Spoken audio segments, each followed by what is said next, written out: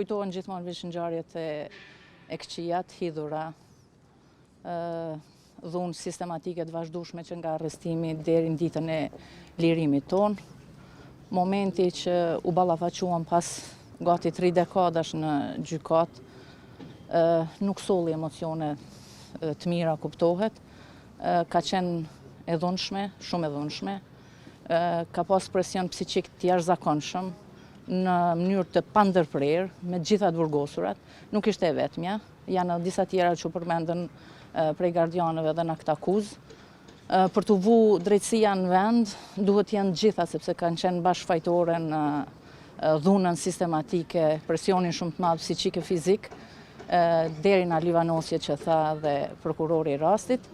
Mirë po, kjo është një pikë kthese për ne, sepse pas 2 dekadash e sa, është një shenjë pozitive që drejtësia po don ta vënë në pah dhunën e dikujt që me të vërtet kanë bërë presion të jashtëzakonshëm.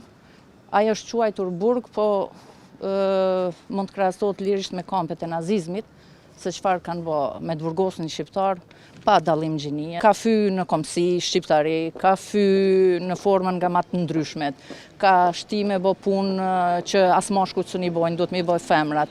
Janë mundu me të friksu në format nga më të ndryshmet.